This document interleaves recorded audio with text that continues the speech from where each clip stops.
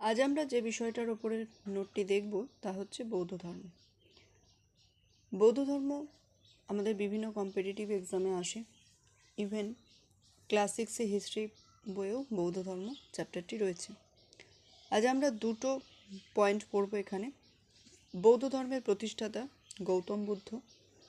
তিনি জন্মগ্রহণ করেছিলেন নেপালের তরাই অঞ্চলে কপিলাবস্তুর শাক্য বংশে খ্রিস্টপূর্ব 563 অব্দে, মতান্তরে 566 থেকে 67 অব্দে।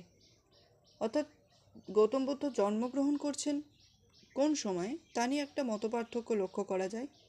কোনো ঐতিহাসিক বলেন 563 অব্দে, আবার কোনো ঐতিহাসিক বলেন 566 থেকে 67 অব্দে। তবে ম্যাক্সিমামের ক্ষেত্রে আমরা 563 দেখি। তাই যখন আমরা উত্তর করব অবশ্যই আমরা অপশানটাকে ফলো করব। গৌতম বুদ্ধের পিতার নাম ছিল শুদ্ধোধন, মাতার নাম ছিল মায়াদেবী, স্ত্রীর নাম যশোধারা, পুত্রের নাম রাহুল। তার প্রকৃত নাম অর্থাৎ গৌতম বুদ্ধ যতদিন পর্যন্ত গৃহত্যাগ করেননি, সন্ন্যাস ধর্ম পালন করেননি, ততদিন পর্যন্ত তার নাম ছিল সিদ্ধার্থ।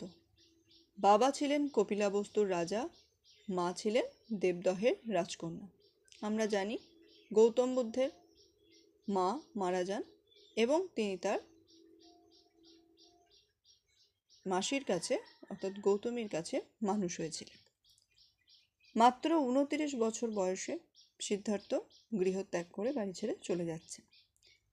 তার এই গৃহত্যাগকে বলা হয় মহাভিনিষ্ক্রমণ।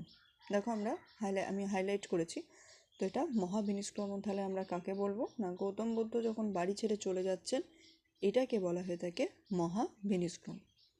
টানা 6 বছর তিনি তপস্যা করছেন একটি পিপল গাছের তলায় বসে, যাকে আমরা বাংলায় বলি অশ্বত্থ গাছ। তারপর 35 বছর বয়সে তিনি বোধিজ্ঞান লাভ করছেন।